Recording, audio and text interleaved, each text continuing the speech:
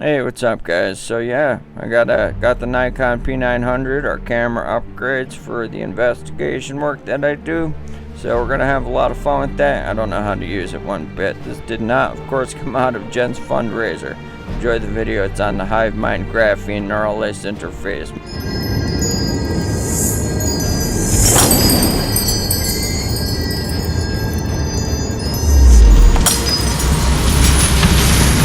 Now you may say, this doesn't concern me, or my children, or my community, but this is less and less true.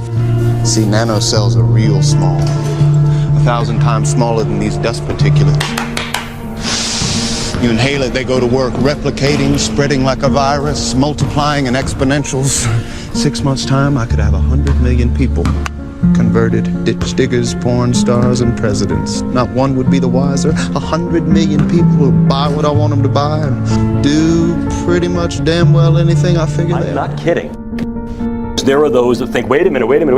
The last sanctified space is that of my consciousness, and you're using this stuff to invade that?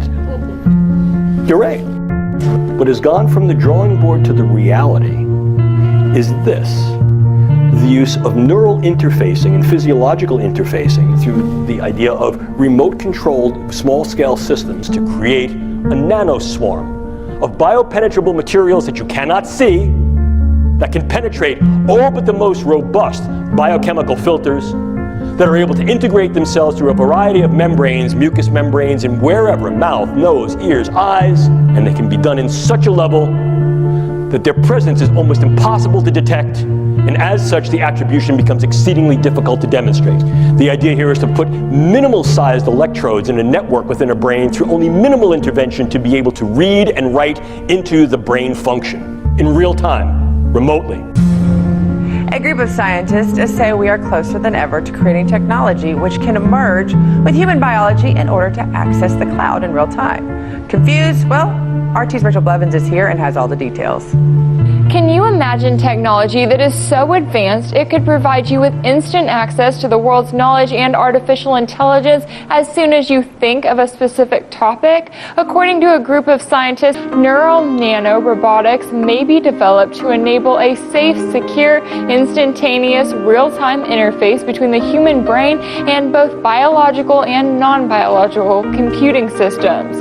This level of technology could include brain-to-brain interfaces, brain-to-computer interfaces, and specifically brain-to-cloud interfaces. Technology linking the brain to the cloud could drastically alter the state of communications between humans and machines. So in order for this to become possible, the study noted that data transfer between living human brains and the cloud would likely require the use of supercomputers with artificial intelligence algorithms. While they say that there are supercomputers with processing speeds fast enough to handle the necessary volumes of data right now, they still have to create tiny devices that would be embedded deep in the brain. I can create small robotic units, controllable robotic units at the nanoscale, and that these too can be aerosolized. The idea here is to put minimal-sized electrodes in a network within a brain through only minimal intervention to be able to read and write into the brain function in real time, remotely. The senior author of the study noted that once inside the brain, the devices would then wirelessly transmit encoded information to and from a cloud-based supercomputer network for real-time brain state monitoring and data extraction. Such a breakthrough in technology has the power to transform communications, education, work, and the world as we know it. But with the requirement of tiny devices being inserted into your brain in order to access the cloud, it remains to be seen just how many people will be willing to participate.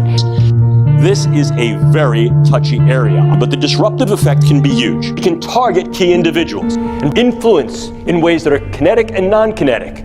The attitudes, beliefs, thoughts, emotions, activities, and relative vulnerabilities and predispositions of those individuals for whom may threaten us.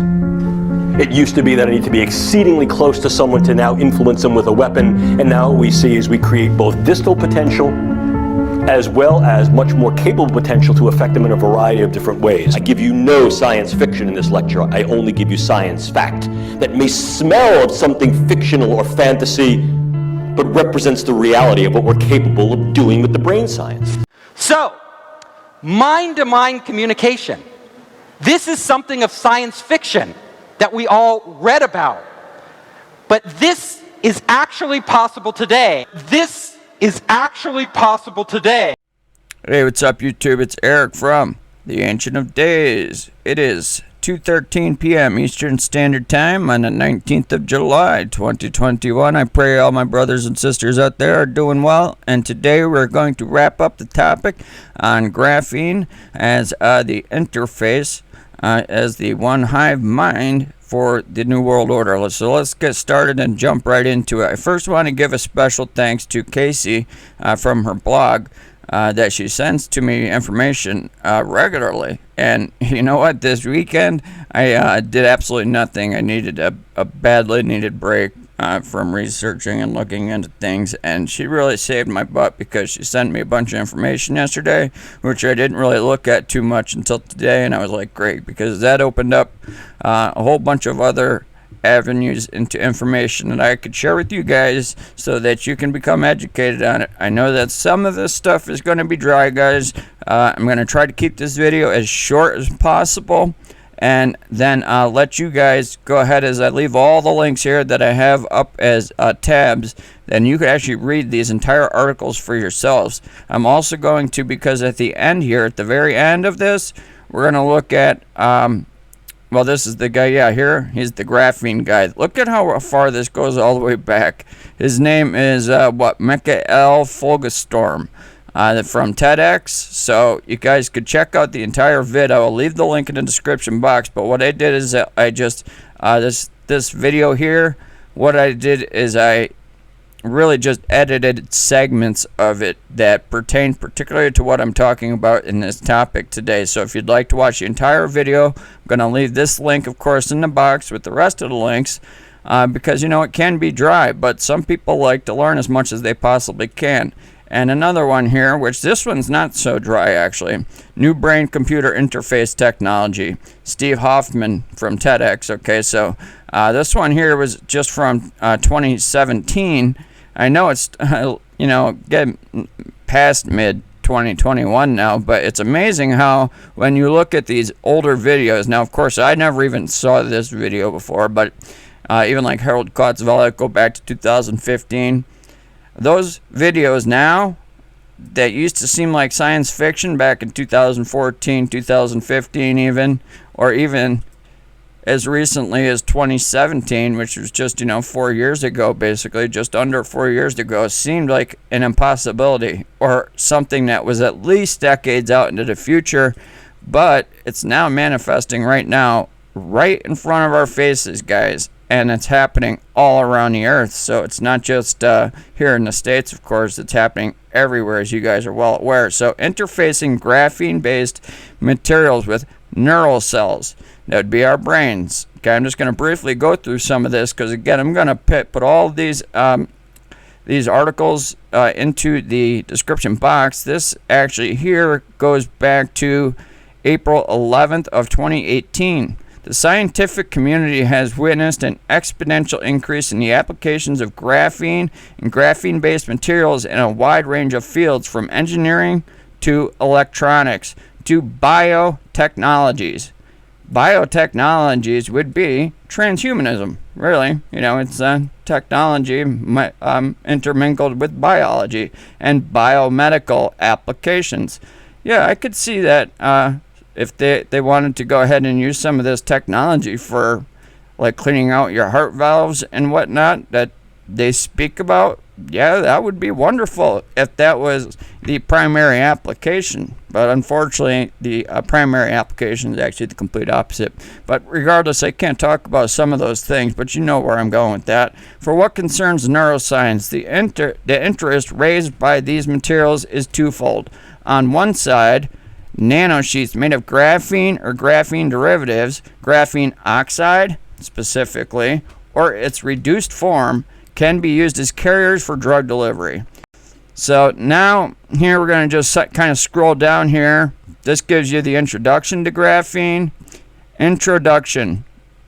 Okay, graphene, G, is a single or few layered sheet of sp2. That is the name that they give to graphene bonded carbon atoms tightly packed on two-dimensional 2D sheets, honeycombed lattice, with a thickness of only 0.34 nanometers. 0.34 nanometers. That meaning it literally has no height. That's how small that is. A nanometer is 1/billionth of a meter. So it's actually 1/3 of 1/billionth of a meter in height, therefore making it basically, without any height whatsoever. So it lacks height. It's only two-dimensional, having length and width. Each carbon atom has 3 bonds, and out of plane bond can bind neighboring atoms. Okay, this gets into self-assembling nanotechnologies. Okay, so let's scroll down a little more. Graphene applications in neuroscience.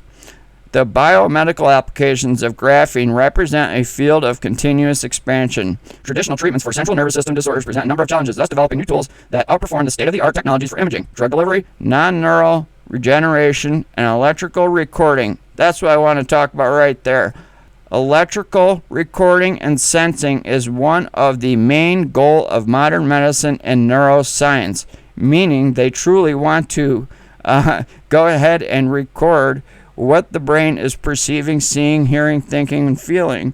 As Brian Crawford had spoken about that when he worked at SIS Inc., he likened it to looking through the eyes of the targeted individual when they use this type of technology that's done through the quantum computers that generates an image based on your neural patterns, your electrical recordings, okay? Based on your neural thought patterns, electrical recording your neurons, it then processes and puts an image on a screen for those looking to see it. Since the development of carbon-related materials, nanotechnology has strongly impacted a number of applications. Okay, here's the figure 1. Graphene-based neural interfaces. They tell you right here. Let me increase this here, okay? Graphene-based neural interfaces for a variety of neuronal functionalities like recording. Are you hearing this? Like recording, stimulation, and biosensing. Modified with permission of whoever this is. Graphene nanosheets, dispersions of biomedical applications could give some unwanted effects due to the intrinsic characteristics of the material. Interestingly, functionalization of graphene surface could alleviate most of these drawbacks. So graphene is like a wonder carbon-based. Now, as we continue to scroll on down here, let's have a look. Right here, graphene substrates as neuronal interfaces. Tissue engineering aims to restore the functionality of disrupted tissue by interfacing it with suitable biomaterials. Well, graphene is a biomaterial. This is a fast expanding field of research in need of innovative approaches to achieve highly biocompatible, functional, and low-invasive implants for long-term applications. Well, we already know by just looking up here a little bit that they admit that graphene is at the size of nanoparticles. Nanoparticle engineering, okay? They're talking about graphene here as nanomaterials offer enormous potential for therapeutics and diagnosis, but also raise the possibility to unintended access to the brain. All right? Let's read that again. Nanoparticle engineering, as they tell us right here that graphene is actually a nanoparticle now, okay? And this was back in 2018 of April. Nanomaterials offer enormous potential for therapeutics, that's beautiful, and diagnosis, but also raise the possibility of unintended access to the brain. In vivo studies showed that the nanoparticle could be found in the central nervous system upon various ways of administration. So they're telling us here that they can easily go ahead and use it through nanoparticles, and they've even found it in the central nervous system, which of course the central nervous system is your spinal cord, and the spinal fluid goes right up to your brain. So the spinal fluid and your cerebral fluid are the same because they're all interconnected. Let's continue to scroll down because they already told us that it was an interface. They also told us right here that substrates neuronal interfaces. Graphene is a neuronal interface, 3D graphene-based scaffolds, composites, foams, fibers, hydrogels. Unfreaking believable. Are you hearing what I'm saying? Listen to this. 3D graphene-based scaffolds, composites, foams, fibers, and hydrogels. Again, hydrogels, does that remind you of anything? Applications of graphene-based materials in neurology field will be possible upon development of three-dimensional scaffolds able to support nerve generation across the injured lesion state. Unique properties of planar 2D graphene scaffolds are exceeded by 3D graphene structures, which provide a microenvironment where the cells are able to grow under conditions that are closer to in vivo situation. All right, that's very, very interesting. Look here, figure 4. It shows us the scaffolds in the VO image to the neural stem cells. Okay, this is all in the brain. How did it get there? Well, I don't know. Through nanoparticles, perhaps? Or could it be through injections? Graphene-based devices for neural recording and stimulation.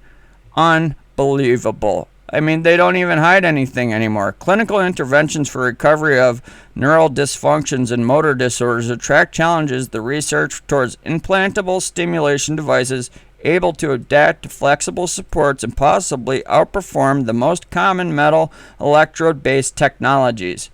That's because graphene is a really great conductor of electricity. Polymeric interfaces, again, there's that word, interfaces, outperform in terms mechanically compliant properties, but often lack durability. And graphene is one of the most durable materials ever known to man. Under physiological conditions, and above all, proper electrical conductivity. Neural stimulation techniques such as deep brain. Well, how are they getting it into the deep brain? Well, you know, guys, we know how they're doing it, okay?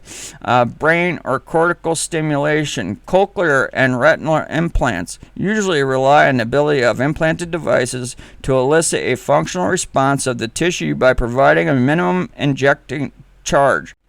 So as we scroll down here, what else can we see that it's used for here? Computation modeling and simulations of graphene interacting biomolecular systems. Wow, unbelievable. Let's scroll down a little more. Okay, so absorption of biomolecules onto graphene. So they're talking about absorption rates.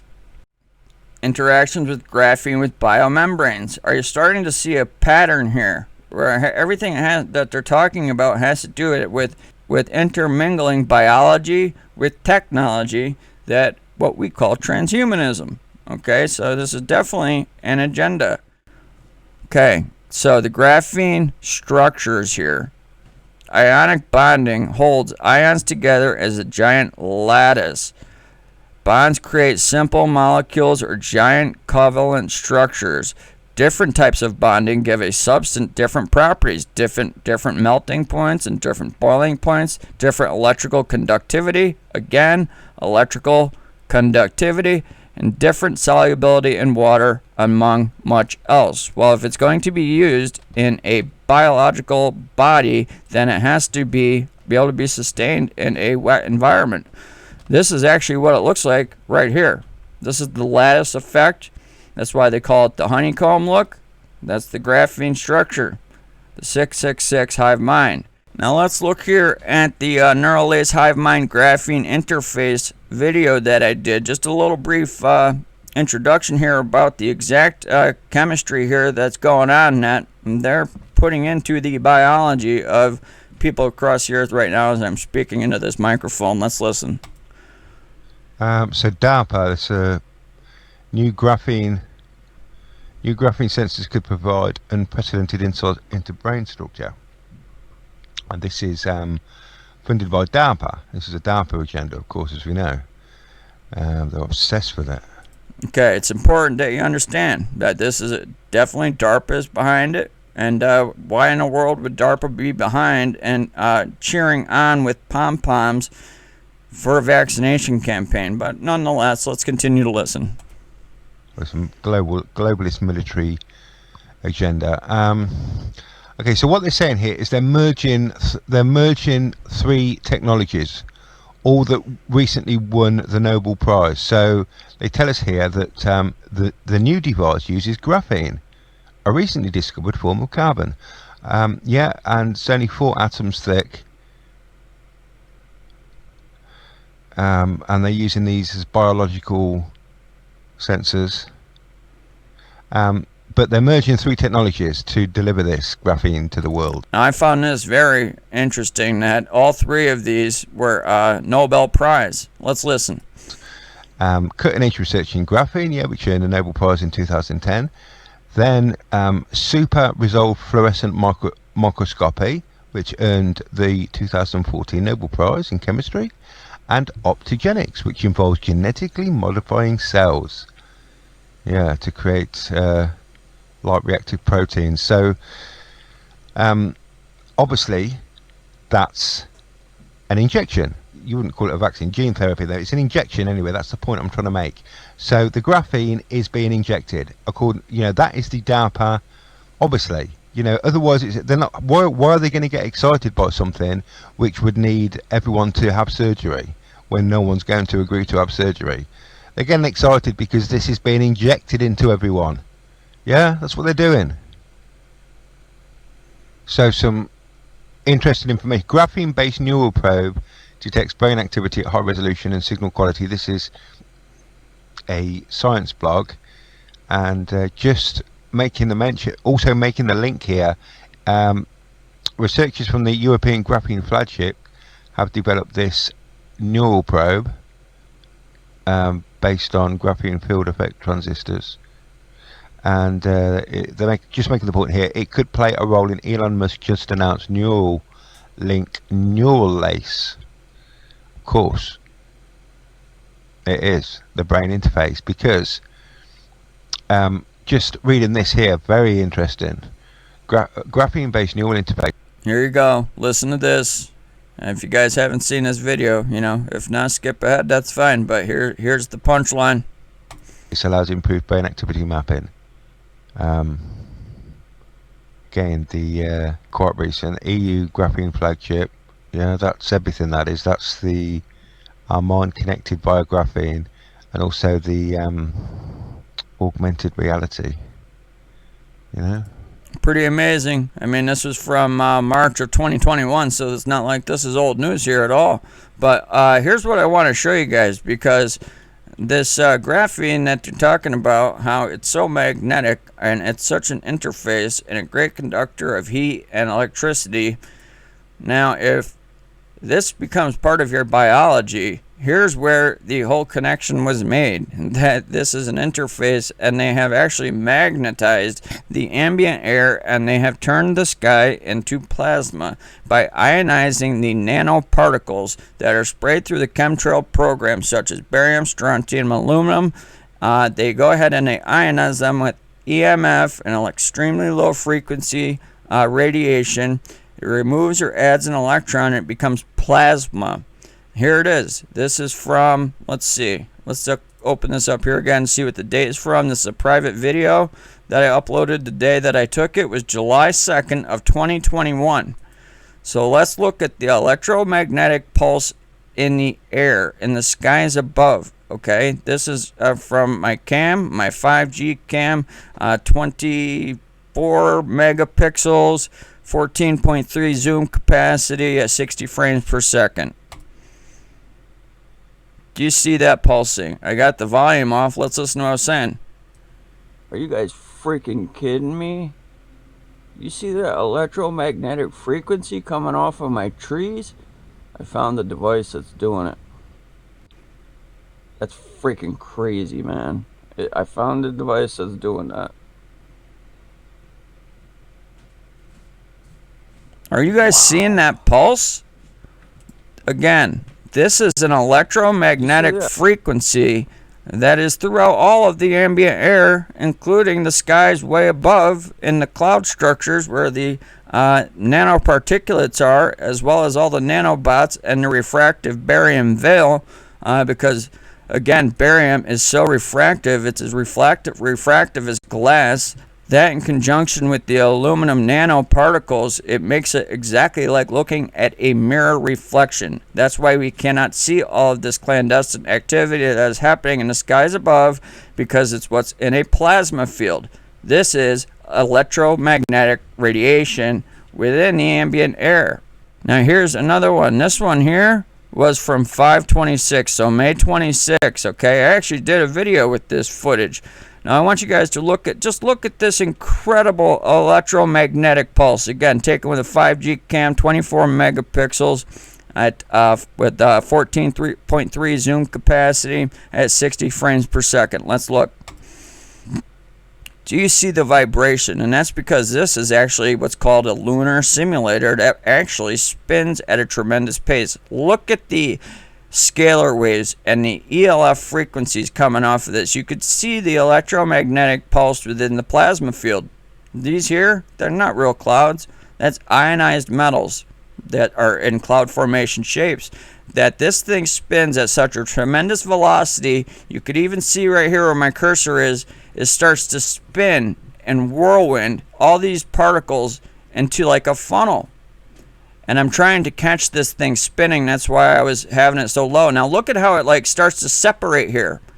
It's as if there's two objects there. And then it starts projecting plasma all throughout the fields. And that's because there's various clandestine craft that are all throughout these plasma fields that they created with EMF radiation. This is not lens distortion of any sort.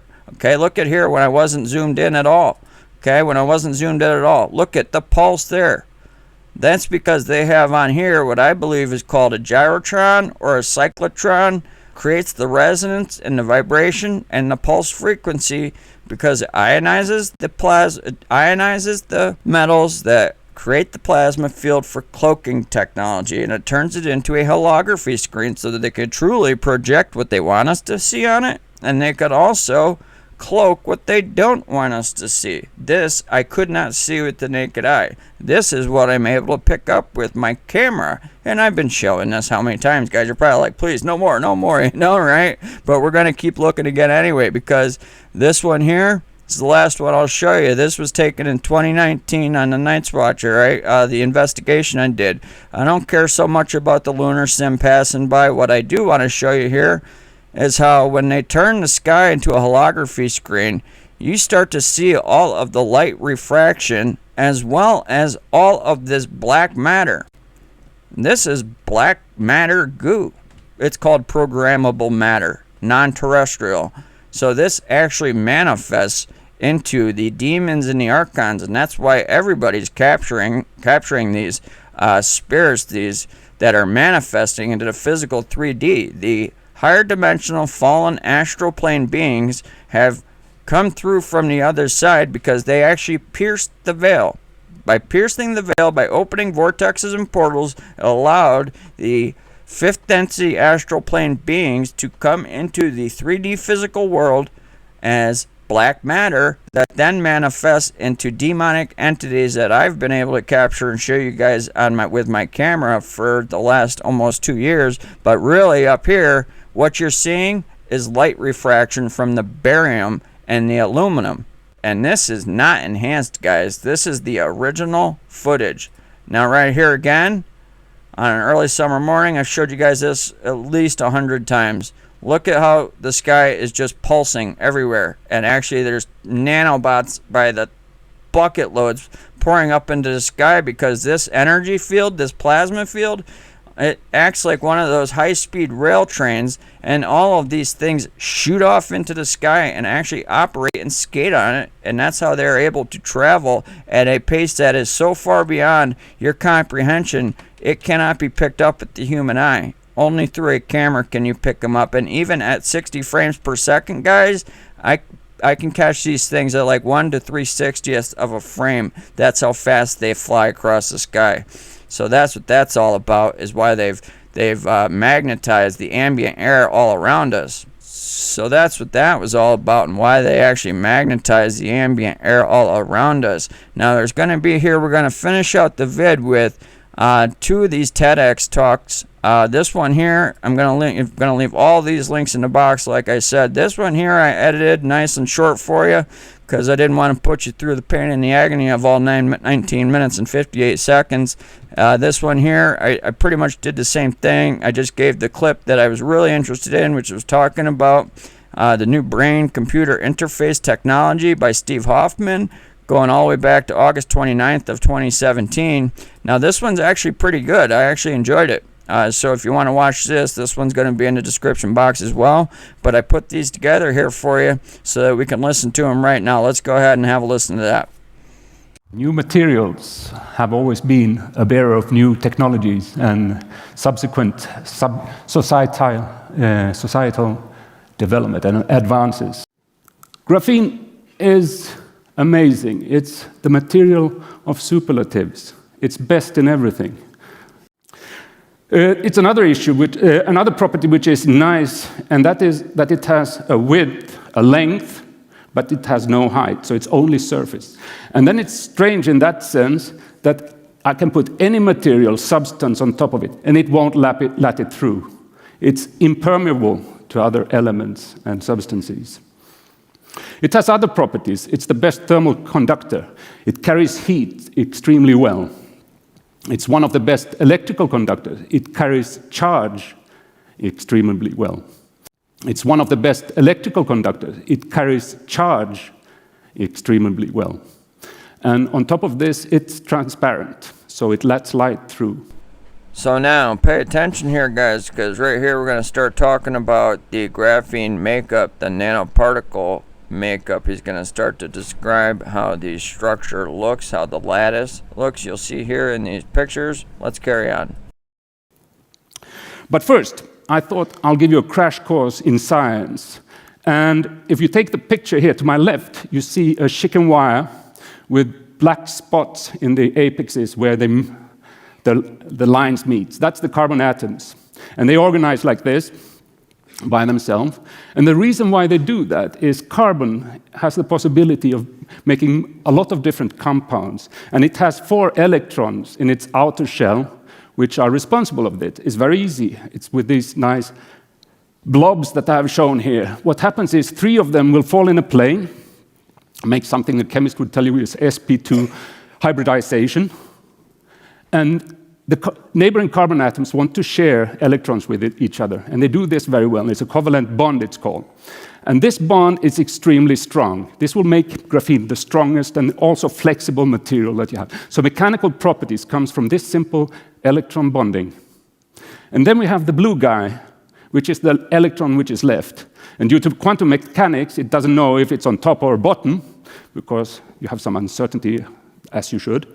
But this electron skates around this chicken wire with the speed of light in that material. So it's basically a relativistic particle. It has no mass, so it was a big excitement, of course, that now we can really test fundamental physics in this material. And this blue guy is responsible of the heat carrying, the electrical charge, and also the transparent. And now, of course, you can start playing around, combining properties or exploring special properties as far as you can. And this is something that we know of as translational nanotechnology. And I show you 4 examples, and I'll go into 3, perhaps a little bit more in depth. The first one you see up in the left corner is the possibility of making flexible, transparent electronics. And this is a bit of science fiction. I would take up a roll of plastic, it would look like it's transparent, and I'll get today's news of whatever I'm subscribing. I get a movie, I get whatever. So you can have a piece of material which is flexible and still communicating. So it's just a new way of communication and information processing. So ICT, that's information, communication, and technology, basically. That's short for that. We have another one, which is down in the corner, and you see an airplane there. And as graphene is so strong, you can put it into composites. And it's not only strong, it's extremely light. And this is quite important, because now you can make big chunks of this material and put it into, let's say, the body of an airplane. You cut the weight by a lot, and the fuel cost will go down, and you can just do other kinds of vehicles, basically. Up in the right corner, you see a face of a small car which is plugged in, and we all know about that we want to have electrical cars to cut fuel, all the emissions and so on. And graphene is essential in that because it has promise of making very effective batteries and supercapacitors. That's batteries that load very quickly. There is an idea of having supercapacitors to drive Elfsnabben, you know, the little boat going across here. Basically, every time it docks, fueling up with electricity and shooting back and fueling up again. Nowadays, you know that if I want to take my iPhone or my car, I need to spend hours to get it loaded. Now you could do it in a few minutes. And then one thing which is very interesting, you see the picture here, you see a DNA strand, and it's going through a hole which is made in graphene. And the idea here is that pulling it slowly through the graphene mesh, you could sequence the DNA and understand more. There were 4 scientific articles that came out the same same week with the same kind of picture. So what has happened with this is basically imagination is the limit, but we still need to prove these things. Now I want to say a little bit in depth about graphene. And here's something that came earlier this year from a group in Germany. And they were playing around with graphene transistors in a liquid, and they realized that they could operate them and make them interact. And of course, there's a big problem. Let's say your eye is destroyed for some reason, but your visual cord is still working. Then you would like to connect that to something biocompatible and give it impulses, because one knows that you can regain sight in a sense. And today you do this retinal transplants. But in this idea, graphene seems to be biocompatible, which means that if you let graphene interact with a nerve cell, it will meander out, and it's ready to take the electrical impulses that you can feed it. And this you would do by placing a camera, just like this CCT camera, which would give the impulses to the graphene membrane, and then it would trigger impulses for this. Another important thing in today's society, it's interesting, it's important, but it's extremely problematic. That's our need of having vehicles to get around. And this is a concept car. There have been many different concept cars always around to solve different problems. But this one is now very integrated, and its idea taken out by Daimler in this case, but there are others. And it's this smart car. Already today, if you go to Berlin, you see them like we have our bikes in Göteborg. They have their cars that you can subscribe to and drive around. Very interesting. But this car now, you have integrated. You have made the chassis of a composite material. You have made the roof smart materials. So it's like a solar cell. So it's picking up energy from the sun, which it feeds back to its graphene-based battery, which is driving it. So it's fueling as it's going. And of course, you can always top off quickly at some station. And it also could have smart material in it, because you could have transparent electronics, so your windscreen would be your display board and so on. So there are a lot of these ideas which are working on going in this direction. I have a third example, which I think is extremely important, because this is perhaps one of the big sources of war today. Water supply. We have a lot of water, but 98% of it is too salty to use. So people have thought, okay, let's desalinate it, take away the salt. Turns out that this is an extremely energy inefficient and hard process to do, and it's slow. Now, this is based on a computer simulation where you have a divider of graphene, where you have made nano holes in it, and you have decorated the holes by hydroxy molecules, and you apply a pressure gradient, so it's reversed osmosis. And what you have to the right is salt water, and this little hole is selective. It lets only the water through and leaves the salt on the other side. And it does it to 100 to 1,000 times more efficient than any other process, available process in this kind of in this field. What I have told you about now is great possibilities And of course, they are still, this is a computer simulation. There's no experiment yet. And the car doesn't exist, and there was only an idea. But the potential of this material has allowed the European scientists to go together and actually get the big funding from EU on the level of €1 billion euros over 10 years. And how it was sold to them is this funny picture. I hope you don't start reading now, but the idea, let's focus on the color scale here. To the left, you have the idea of science. You have this fantastic material of superlatives. You have the bright ideas of designers, engineers, and etc. You have other materials. Once you have proven that one is possible to do two-dimensional, you can have more. And the idea, what is said, that we want to take this, and we want to be able to compete to Asia and Americas and so on, and go together, because you have to make this a joint effort. And the idea is that we want to take this material over 10 years from the blue to the red. And that means going from academia into industry. And of course, you can sell it on making faster computers, ICT, and so on. And you can have energy and all these important things. But the most important thing, when you pick the mind of the guys in the EU, is that we bring people together. We make societal changes, giving job opportunities, education, and actually working together. This was what they were interested in. I asked them, what should I tell you in 5 years? And they say, well, it wasn't so important that all the big gains in technology, of course they're important, but it was this, that we could work together, because we are 17 countries there, of close to 200 groups working together.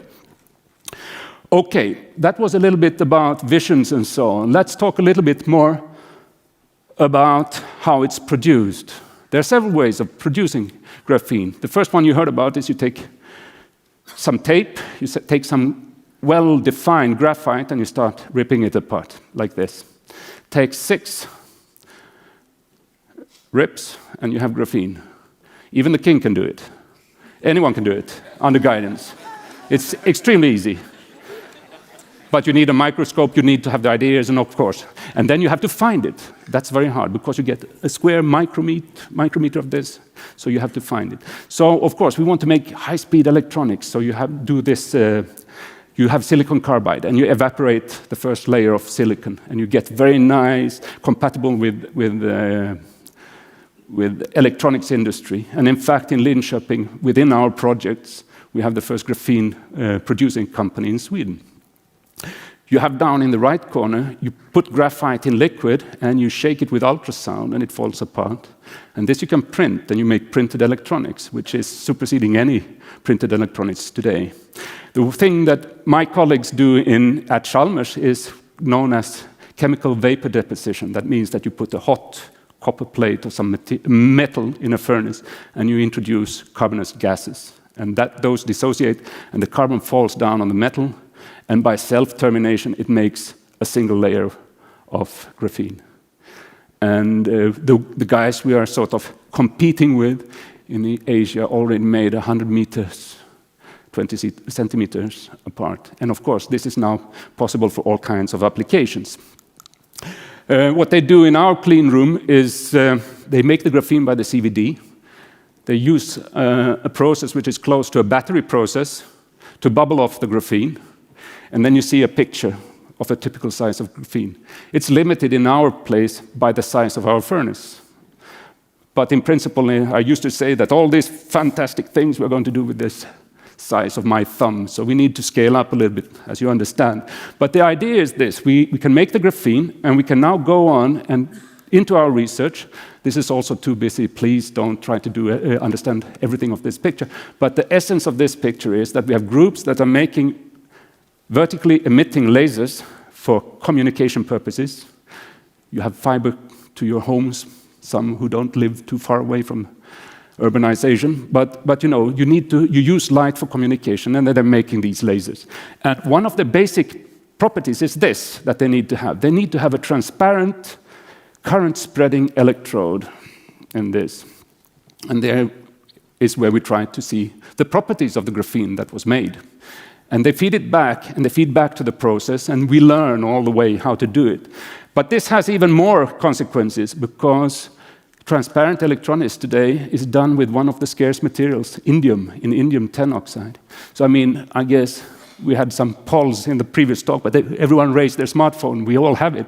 And there's an enormous demand because everyone in the world wants to have it. And it's really one of the most scarce materials that you have. So the promise of this basic research is to work towards trying to replace something that everyone wants to have. And we all know the iPad is great, but it's not flexible, because graphene would be possible to make more alternative functionalities and shape and form of this.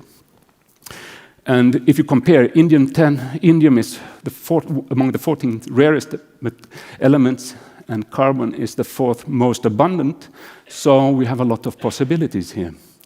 Okay, so coming back to where I started, I hope you got some kind of flavor that in this simple pencil drawing, where you actually have produced not graphene, but probably quite thin layers of graphite, actually could hold a promise for the future.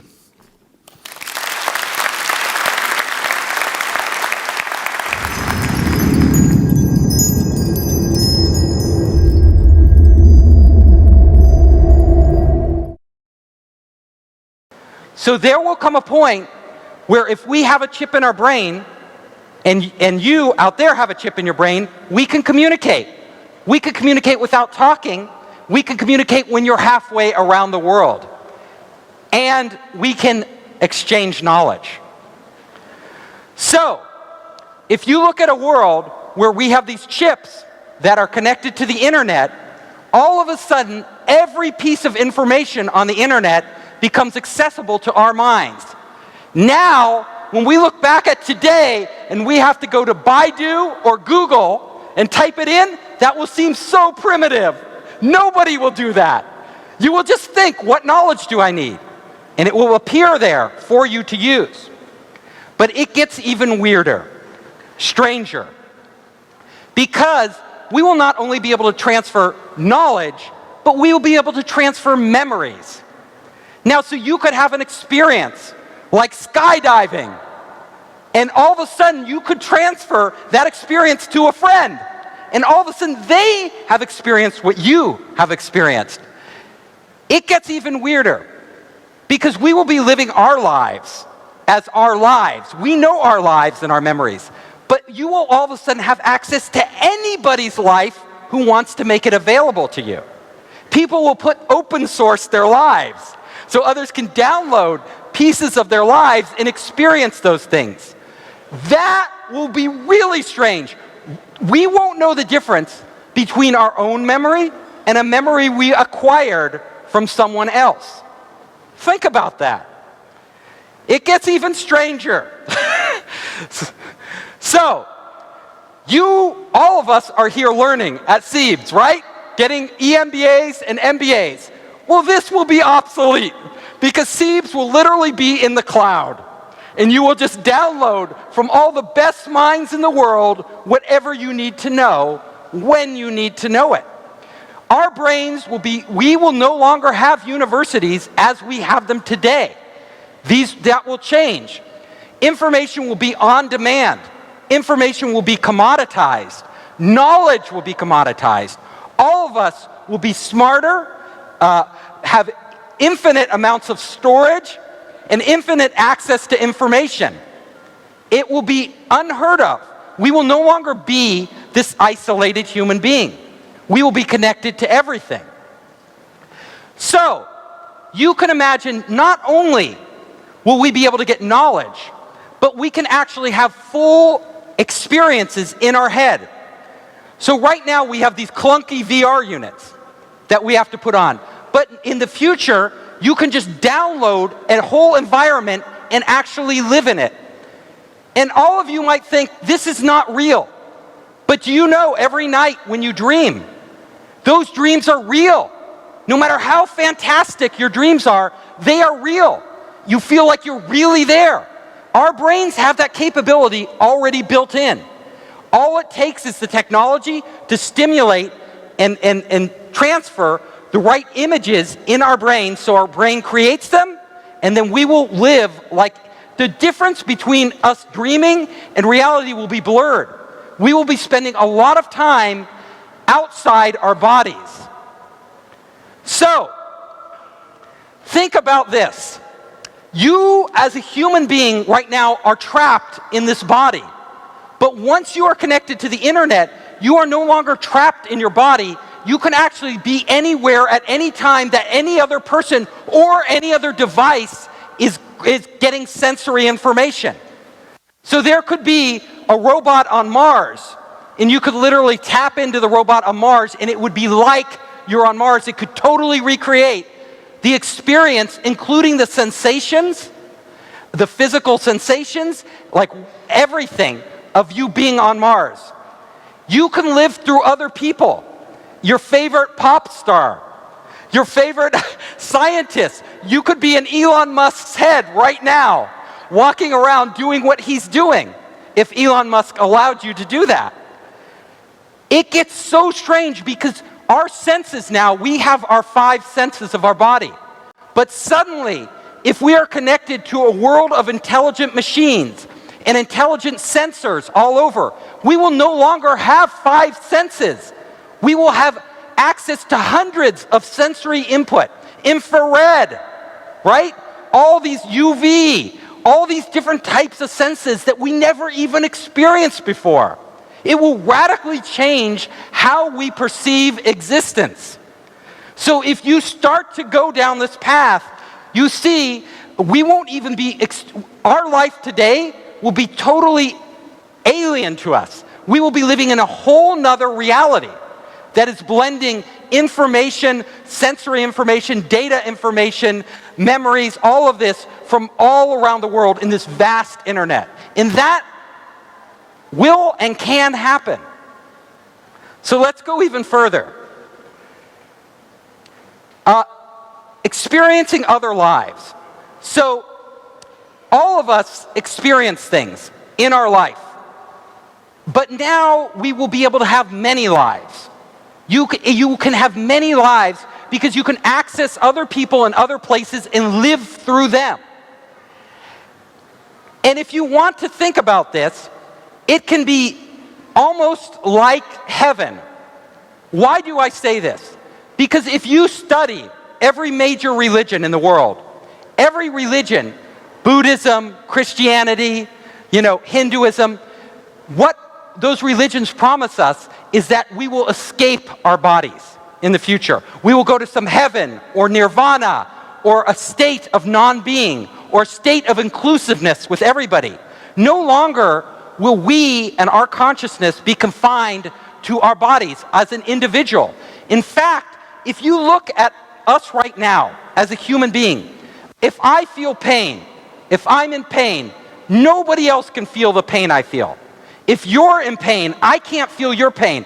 I can feel sorry for you, I can empathize with you, but I cannot feel your pain. But in this world, we will actually be able to feel the emotions of other people. You can actually not just transfer data and sensory information, but emotions. I would know your pain, you would know our pain, and human beings would never be alone. So, we will come to a point where we, as gods, like gods, will be creating our own reality. We will be redefining what the human experience is for the first time in history. This can happen, and it will happen, but what we want to think about is this. Technology is really powerful. The internet, being connected, is really powerful, but we've already seen in a very primitive way, just with our cell phones, these primitive devices, how it can totally change our life. Like all of our lives are changed by WeChat. All of our lives are changed by the internet. Well, we are embarking on a path now where we will become the internet. The internet will become us. They will be inseparable. We'll have our storage and everything else all over the place. And when we do that, we have to understand that this is a big responsibility. It's something we as a society, we as the human race, must think about very, very carefully. Because imagine, people can hack your cell phone now. People can hack your computer, and it can be bad. They can steal your banking information, take all your money. They can steal your identity, but they can't really hurt you. In the future, though, if somebody hacks into your head because it's connected to the internet, they can steal you. They could actually steal you. They can implant memories in your head that you don't have. They could erase memories. They could control you in ways that you wouldn't even know you're being controlled. Is this scary? So I painted on the hand a heaven, but there is also a hell, right? This is heaven and hell. We are on the cusp of this technology that is so powerful and has the potential to so radically transform our lives and our existence, and we have to be very careful about how we do this. We don't want people controlling us. So think about this. Think very carefully. Everybody in this room are very smart people. You're all highly educated. We are going to be making these decisions that lay the groundwork for this technology in our lifetime. And those decisions will affect the rest of humanity more than any decisions we have made in the past. Alright, God bless, guys. Thanks for watching. If you made it this far into the video, bless you, and thank you for watching. I look forward to moving on to bigger and better projects and topics, so I look forward to seeing you guys soon. Please sub up, and I'll see you then. Take care and God bless. For we wrestle not against flesh and blood, but against principalities, against powers, against the rulers of the darkness of this world, against spiritual wickedness in high places. Wherefore take unto you the whole armor of God, that ye may be able to withstand in the evil day,